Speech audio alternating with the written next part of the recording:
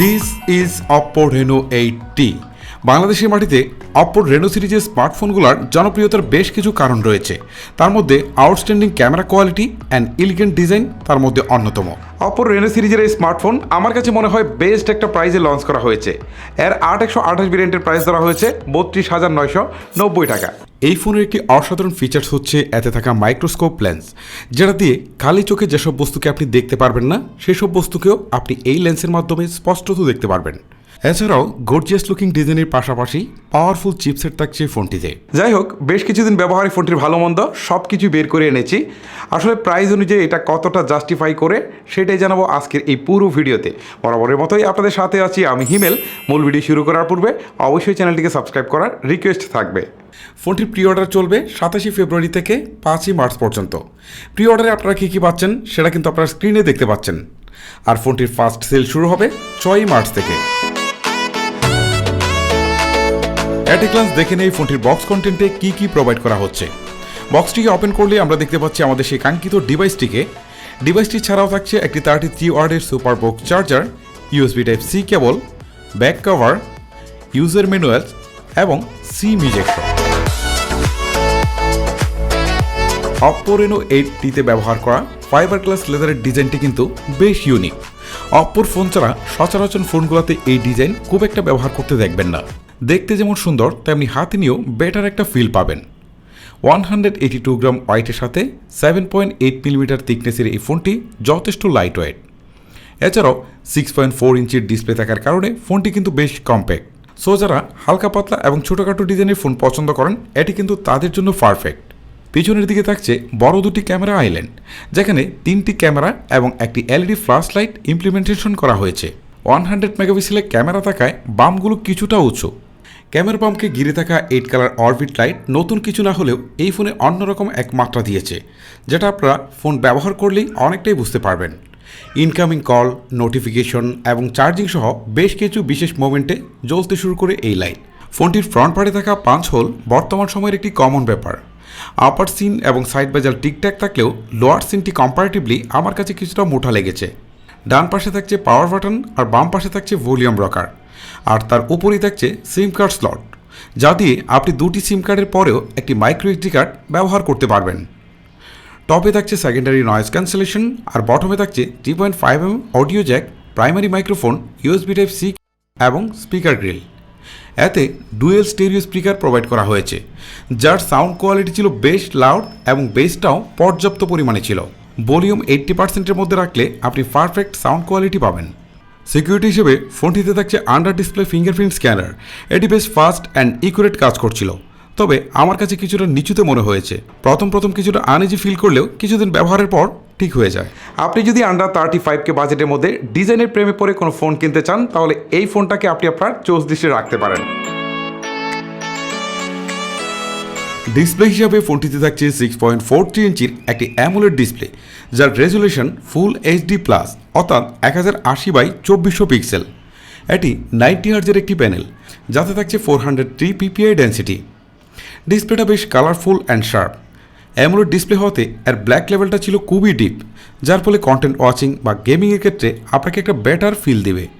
এর ডিসপ্লেটাকে আমি বিভিন্ন অ্যাঙ্গেল থেকে দেখার চেষ্টা করেছি, মূলত ভিউ অ্যাঙ্গেল জড়িত কোনো প্রবলেম ছিল না।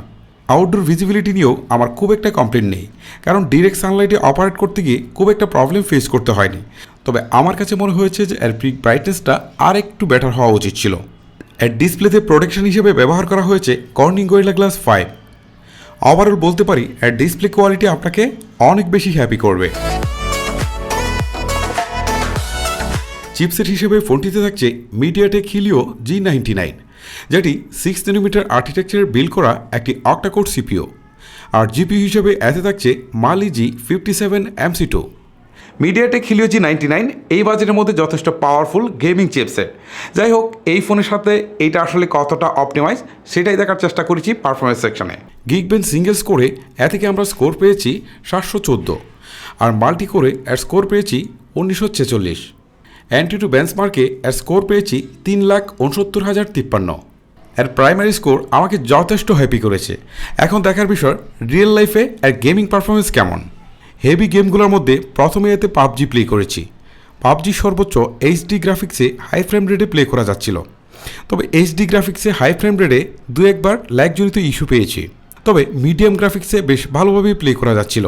এতে টানা 55 মিনিট পাবজি প্লে করেছি। দীর্ঘ সময় গেম প্লেতে যেটুকু হিটিং ইস্যু পেয়েছি তা অ্যাজ ইউজুয়ালি বলা যায়। বিশেষত 6nm চিপসেট হওয়াতে এর হিটিং ইস্যু খুবই কম ছিল। এছাড়াও আরেক optimise game Call of Duty বেশ ভালোভাবেই প্লে করা যাচ্ছিল, তবে আমি অ্যাকশন মোমেন্টে মাত্র একবার ফ্রেম ড্রপ পেয়েছি। সর্বশেষ আমার প্লে করা অ্যাসফল্ট 9ও বেশ স্মুথভাবেই প্লে করা যাচ্ছিল এবং এর গ্রাফিক্স কোয়ালিটিও যথেষ্ট ভালো ছিল। গেমিং চিপসেট থাকায় ওভারঅল এর গেমিং পারফরমেন্স ছিল অনেক বেটার। অ্যান্ড্রয়েড 13 বেসড ColorOS 13.0-তে রান করছে ফোনটি। তবে একটা জিনিস ফলো করে বলতেই হবে যে ColorOS আগের চেয়ে অনেক বেশি স্টেবল অ্যান্ড পলিশ হয়েছে। আমার এই কদিনের ব্যবহারে এতে কোনো প্রকার লেগ জড়িত ইস্যু পাইনি। অ্যাপস ওপেনিং বা ক্লোজিং টাইম ছিল পারফেক্ট। এতে প্রি ইনস্টল অ্যাপের সংখ্যাও খুব একটা ছিল না। ফোনটির 8GB ফিজিক্যাল র্যামের সাথে আরও 8GB ভার্চুয়াল র্যাম থাকছে। যদিও এই ভার্চুয়াল র্যামটা প্র্যাকটিক্যাল লাইফে আসলে খুব বেশি এফিশিয়েন্ট না, তারপরেও 8GB ফিজিক্যাল র্যামই এনাফ বলা যায়। ফোনটির রিয়ারে থাকছে ট্রিপল ক্যামেরার সেট আপ।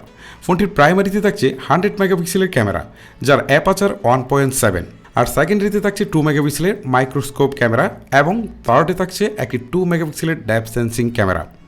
আর ফোনটির সেলফিতে থাকছে 32 মেগাপিক্সেলের একটি ক্যামেরা। ইমেজের কোয়ালিটি বিচার বিশ্লেষণ করে দেখলাম ছবিতে ডিটেলস অ্যান্ড শার্পনেসের পর্যাপ্ত ঘাটতি আছে। কালার ব্যালেন্স অনেকাংশে ঠিকঠাক থাকলেও ডাইনামিক রেঞ্জ খুব একটা ভালো রেজাল্ট করতে পারেনি, তবে HDR অন রাখলে আপনি ভালো রেজাল্ট পাবেন। 100 মেগাপিক্সেলের তোলা ছবিগুলো প্রত্যাশিত রেজাল্ট করতে পারেনি, তবে মাইক্রোস্কোপ লেন্স আউটস্ট্যান্ডিং পারফরমেন্স দেখিয়েছে। সাধারণত যে বস্তুকে আমরা খালি চোখে দেখতে পাই না, সেই সব ক্ষুদ্র বস্তুকেও কিন্তু আমাদের সামনে বেশ চমৎকারভাবে তুলে আনতে পারে এই ক্যামেরা। আপনারা খেয়াল করেন কাপড়ের তৈরি এই ম্যাটে কিন্তু ক্ষুদ্র যে সেলাই রয়েছে সেটা কিন্তু আমরা খালি চোখে দেখতে পাচ্ছি না, বাট ক্যামেরাটাকে যখন সামনে নিয়ে যাচ্ছি তখন দেখেন একদম স্পষ্টত সেই সেলাইগুলো দেখা যাচ্ছে। সাবজেক্টের এতটা কাছে যাওয়ার পরেও এত ভালো ছবি তোলার মূল রহস্য হচ্ছে এর পিছনে থাকা LED ফ্ল্যাশ লাইট। অপোর ফোনের যে সাধারণ টেন্ডেন্সি ফেসকে অতিরিক্ত স্মুথ করে দেওয়া, এটা কিন্তু এই ক্যামেরায়ও বিদ্যমান। ফোনটির পোর্ট্রেট মোডে তোলা ছবিগুলো এক কথায় অসাধারণ। সাবজেক্ট সেপারেশন ছিল নিয়ার পারফেক্ট। ছবিতে ব্লার এতটাই ন্যাচারাল ছিল যে আপনি চমকে যেতে পারেন যে এটি কোনো DSLR নাকি ফোন দিয়ে তোলা ছবি। পোর্ট্রেট মোডের ছবিগুলো স্যাচুরেটেড হওয়াতে দেখতে বেশ আইকিচি লাগে, বলতে পারেন সোশ্যাল মিডিয়ার রেডি ছবি। পোর্ট্রেট ক্যামেরা যদি আপনার প্রায়োরিটি হয়ে থাকে তাহলে এটা আপনার জন্য একটা আইডল ফোন হতে পারে। লো লাইট ফটোগ্রাফিতে শার্পনেসের যথেষ্ট অভাব আছে, সেই সাথে ছবিতে নয়েজ অ্যান্ড গ্রিনেরও দেখা পাবেন। লো লাইটে যদি আপনি সেলফি ক্যামেরায় ছবি তুলতে যান তাহলে আপনি ফর্সা বা কালো যাই হন না কেন আপনাকে সুন্দর বা সুন্দরী বানিয়ে তুলবে। বলতে পারেন লো লাইটে এর স্মুথনেসটা একটু বেশি। আমরা লো লাইটে নর্মাল ছবি তুলেছি এবং নাইট মোডেও ছবি তুলেছি। কম্পারেটিভলি নাইট মোডের ছবিগুলো অনেক বেশি আলোকিত হয় এবং শার্পনেসও পাওয়া যায় অনেক বেশি। ফোনটির 32 মেগাপিক্সেলে সেলফি ক্যামেরার ছবিগুলো আমার কাছে বেশ ভালো লেগেছে। যদিও অপর চিরচিরায়িত নিয়মে ফেসকে একটু স্মুথ করে দেওয়ার প্রবণতা এখানে রয়েছে, ওভারঅল 32 মেগাপিক্সেলের ক্যামেরার ছবিগুলো আমার কাছে বেশ ভালোই লেগেছে। আর পোর্ট্রেট মোডের দিকে খেয়াল করলে দেখা যায় যে সফটওয়্যার বেস পোর্ট্রেট মোডও যথেষ্ট ভালো কাজ করেছে। তবে একটা বিষয় আমি আপনাদেরকে ক্লিয়ার করে বলতে পারি যে সেলফি ক্যামেরার ছবিগুলো আপনাকে সন্তুষ্ট করবে। দুঃখের বিষয় এই যে ফোনটি সর্বোচ্চ 1080p ভিডিও শ্যুট করতে পারে। 1080p স্টেবিলাইজেশন আছে এবং ফুটেজের কোয়ালিটিও বেশ ভালো। তবে ভিডিওতে 4K না থাকার বিষয়টি এই ফোনের একটা ডাউনগ্রেড বলতে পারি।